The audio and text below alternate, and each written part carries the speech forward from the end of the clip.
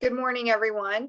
My name is Tiffany Frost. I am the New Growth Women's Business Center Director, and it is my pleasure to introduce Mackenzie Schroer. She is with Mackenzie's Schroer LLC and Brooks Site. She's going to be discussing some marketing tips for everyone out there. So please welcome Mackenzie. Hey, everybody. I'm going to go ahead and share my screen with you all. So today we're talking about some marketing basics. Just a couple little things about me is I own my own technology business where I do consulting as well as my own website design business. And I volunteer with SCORE, which is a national nonprofit that works providing mentoring services to businesses. So the first thing you really need to know about when you're looking to actually market is understanding what a target market is and understanding how to find it. So a target market is the audience that you will market to because they're most likely to purchase your product or service.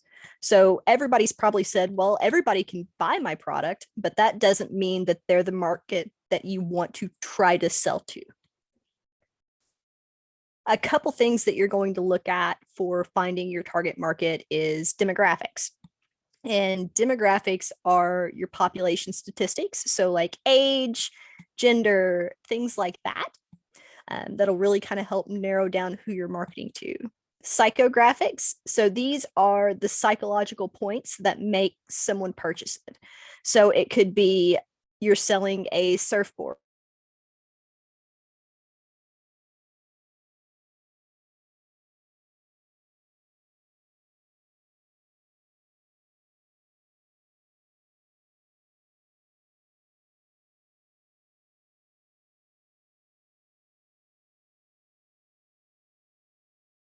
Where is this audience going to be that I can market to them? So now let's talk a little bit about social platforms because I get a lot of questions about what platform should I use to market my business. So with Facebook, there are 2.7 billion monthly active users, which is a lot of people. The largest age group is actually 25 to 34. So if your target market is in that age range, then you can actually start to look at possibly using Facebook as a marketing tool. 44% of the users are female and 50% are male. So it tends to be more male users. And people spend about 38 minutes a day on Facebook. So looking at these, you can really see, does my target market fall into these demographics? Instagram. So Instagram is known for photos. If you've got something that's got a lot of really pretty photos, like a restaurant or a boutique, a business like that, Instagram's probably a good choice for you, especially if your age group is that 25 to 34, because that's the age range that's going to typically be using Instagram. It also is more females on this platform. So especially for boutiques, this is a great one to use. And people spend about 29 minutes a day. YouTube we know is all about videos. So there's 2 billion monthly active users on here. And this is a really young platform to use. So it's 15 to 25 is the average age of most of the largest demographic of users. And this is where most of the users on the internet are going to be.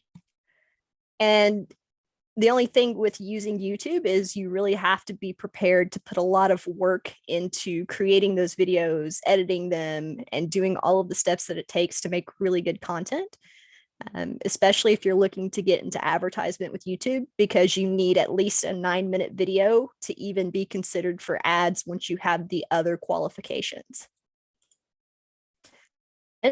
So LinkedIn is a very professional platform. So if you're in the business to business services, LinkedIn is probably a good choice for you. It tends to be an older age group. So 46 to 55 is the largest age group.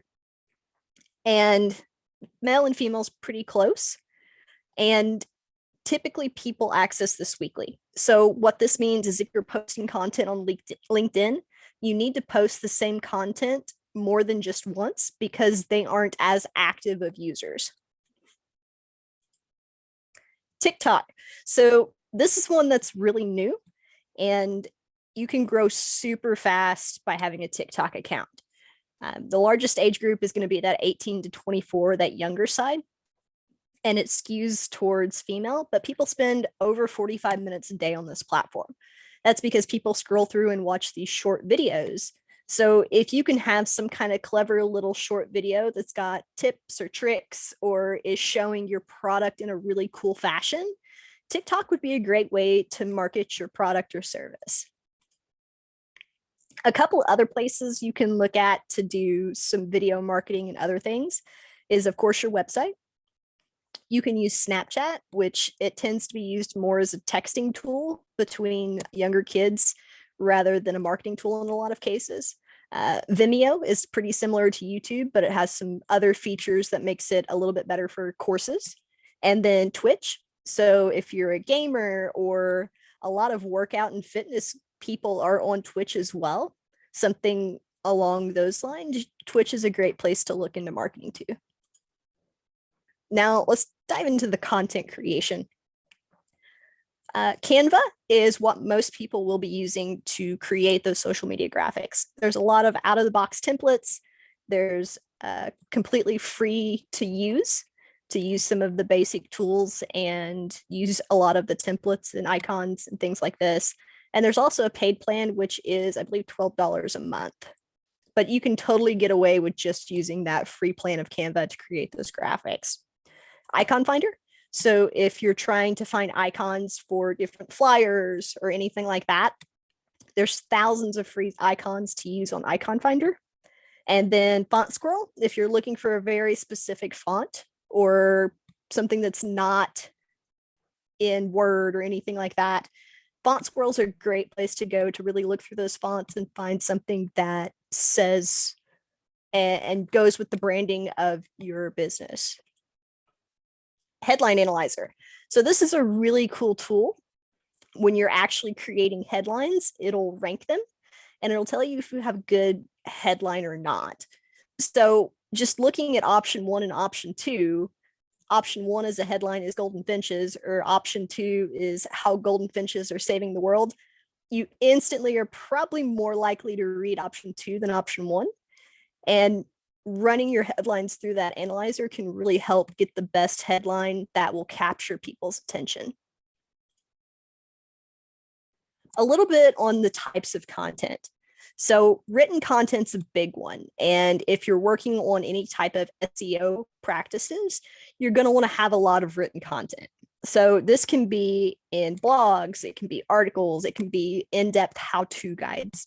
These are all great written content that will help boost your SEO on your website. And it will also be really good to use on on like LinkedIn, because they're looking for writers to really do that educational content as well. External content. So this is content that you do not create yourself. This is content that you're going to find like news articles, different blogs that people wrote, and you're just going to link to that content.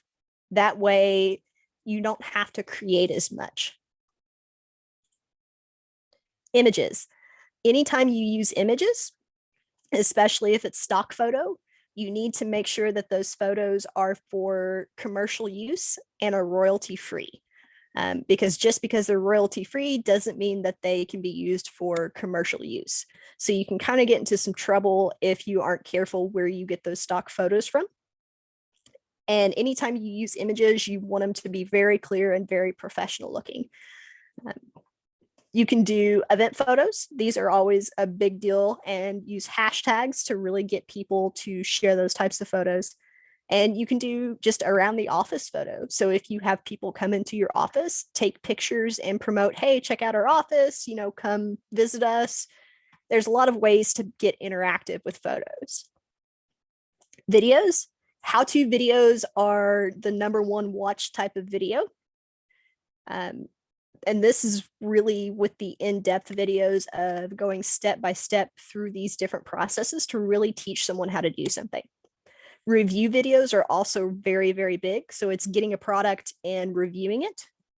And then live streams. So live streams are where you go on something like Facebook And you can have a live Q&A where you get people to come to your Facebook and you answer their questions or you talk about your product, but it's something that's made to be very interactive.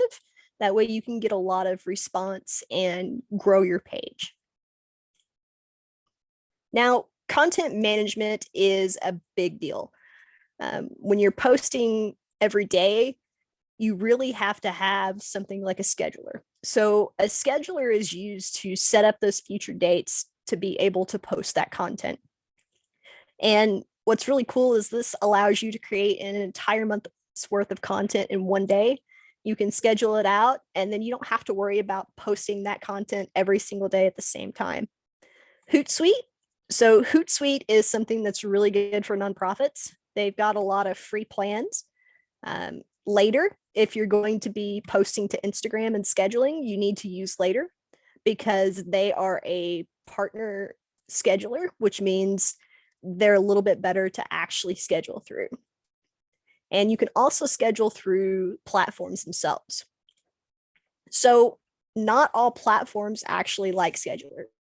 Facebook is one that's really big about you have to schedule your posts through Facebook. If you don't, it automatically drops that content. So for example, videos that are uploaded natively, which means they're uploaded directly through Facebook and not linked from somewhere else, they have over a 400% higher share rate. Just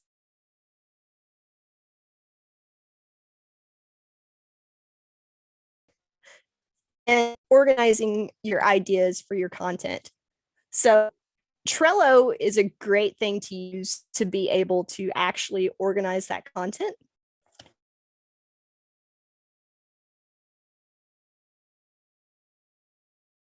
You can attach checklists.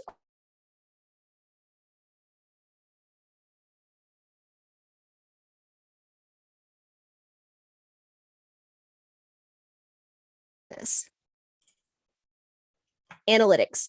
So analytics are the most important thing you will look at. All business versions of social media platforms have analytics.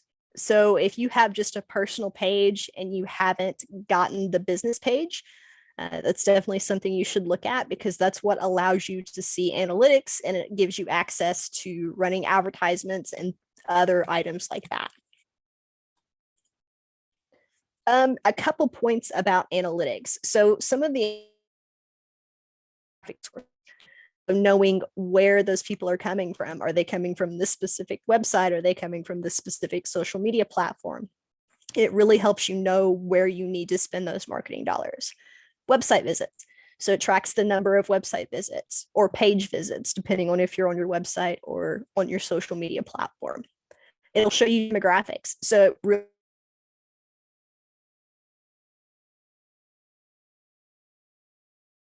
within those analytics. It'll give you page information, tell you the time spent on a particular web page, the bounce rate means somebody comes to your website and then they don't go to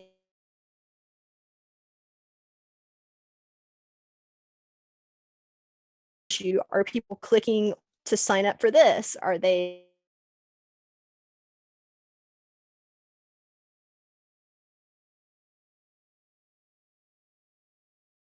So the next thing is Google Business Profile.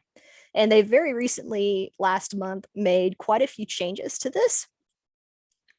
But Google My Business is what it was previously known as. And this is a great free marketing source to get your business recognized with Google. And it's amazing for local searches.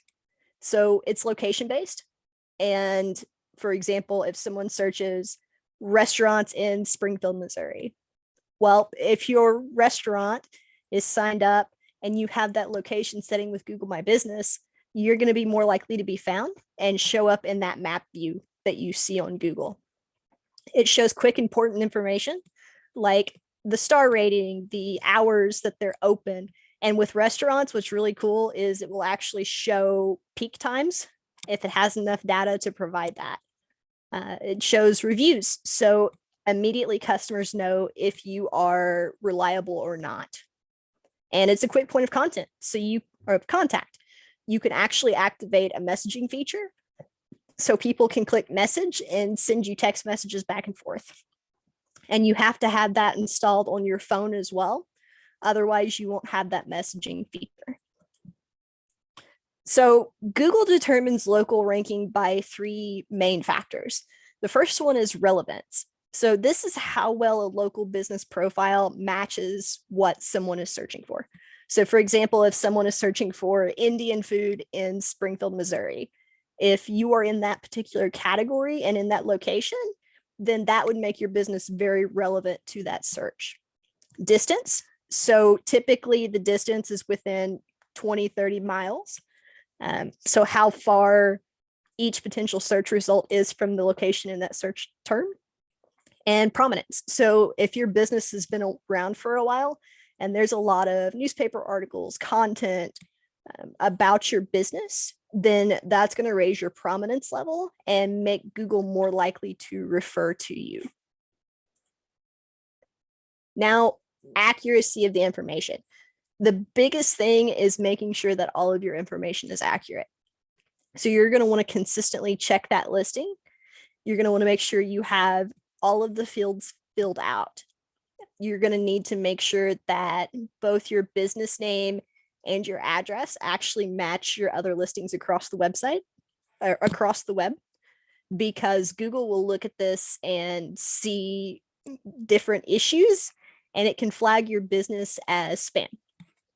You're going to also want to make sure that your business name is identical to how it appears in the real world. So my business name is Mackenzie Shear LLC. So everything I do with Google My Business, it needs.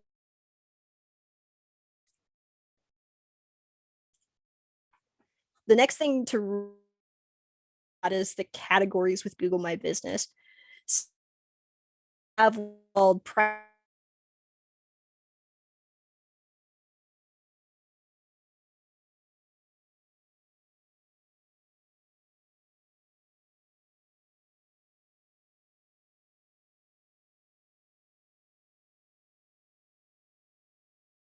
if you're going to want to use Egyptian restaurant instead of restaurant. It's that very specific explaining what your business is. And each category has some specific features. So if you're a hotel, for example, you can have booking information that gets released. If you're a restaurant, you can have menu features. So these different categories have different features that will help their business. And you can also utilize attributes for potential customers. So if you're a coffee shop and you offer free Wi-Fi, you can use that attribute of free Wi-Fi to let people know that you have that. So that's a draw for customers. Photos and videos. A business profile with photos are 35% more likely to click through their website. So if you have photos on your Google My Business profile, people are more likely to want to click to your website to see what it's all about and learn more about your business. And this goes back to, we really want to make sure you have those quality photos, but anyone can tag your business and it show up in your photos under Google My Business. And it's always good to add photos at least once a week just to keep that active and really get new content up. So it helps Google see that you're an active business, you're a reliable business, and it will start helping to promote you up in the search results. You're going to want to get your photos into Google Images. So the more you have descriptions and titles and things attached to your photos, the more likely it is to get into Google image search, which is a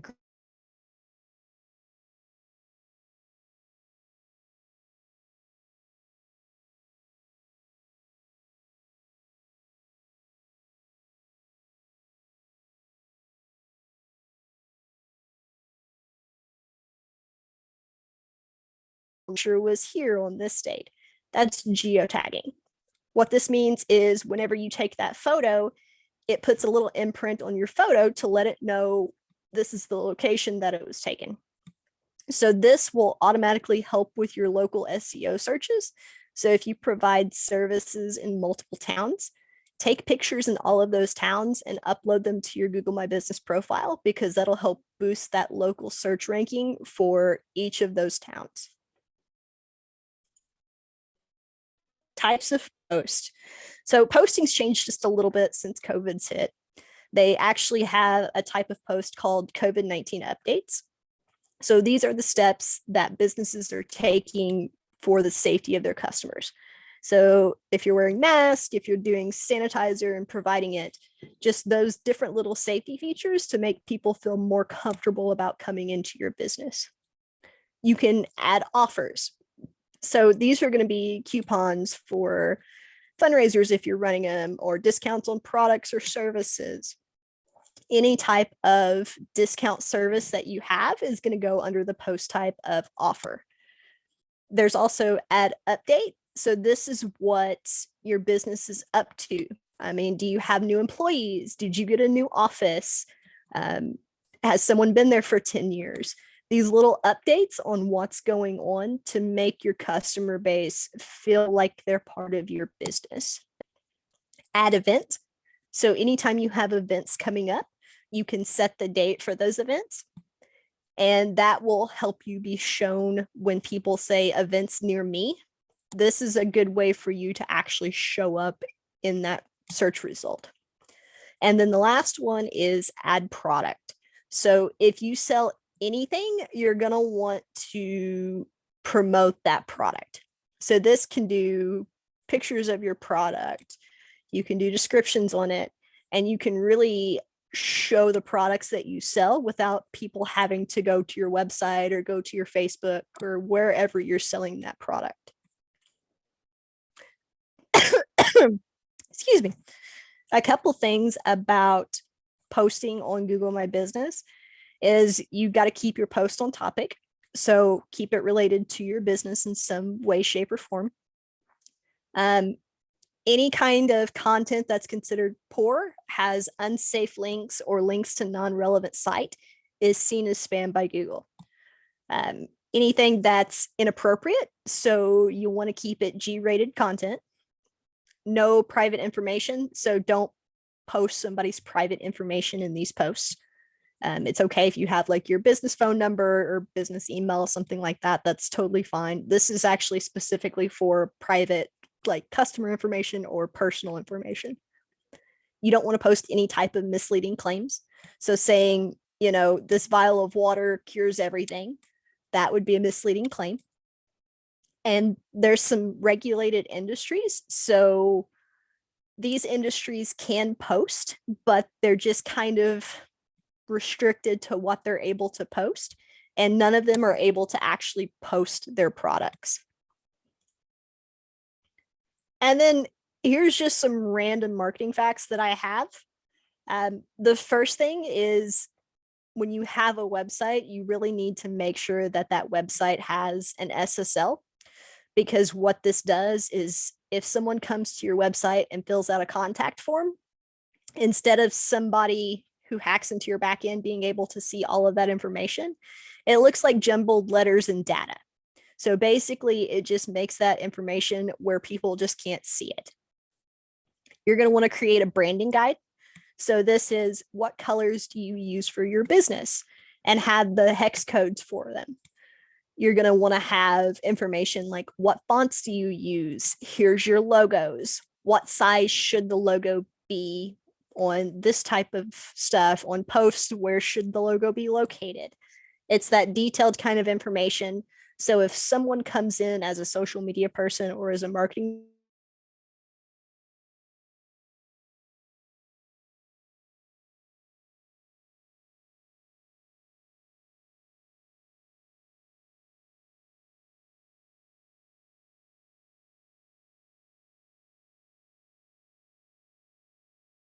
you want to have your target market laid out so you know exactly who you're trying to reach.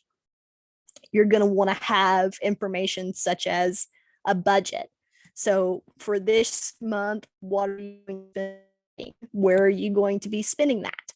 So it's that very detailed, in-depth plan, so you know exactly what you're doing to market and know what to tweak in order to get the most out of your money. And the most important thing is to be sure to write down what works, and make sure if you have one person who's in charge of all of your marketing, they write down what they do And somewhere, all of that information for logins, for branding, for everything is where someone else can just jump right in and take care of it. Because if you lost that one person, you're just SOL on your marketing, and you're going to have to start from scratch if that one person hasn't actually put forth a good plan for you. And that's what I've got today.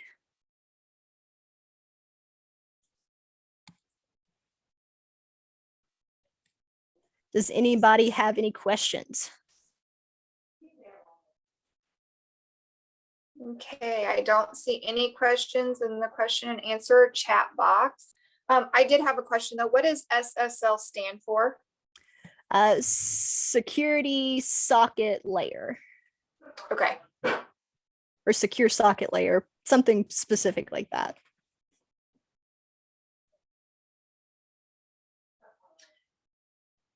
I don't have anything else. So does anybody else have any questions for Mackenzie? Well, thank you so much, Mackenzie, for spending the afternoon with us and teaching us all these great things about marketing. And this will be posted on our website within 48 hours. And if you were registered, you will also get a link to the recorded copy and the PowerPoint. So thank you so much, Mackenzie. You're welcome. All right. Bye-bye, everyone.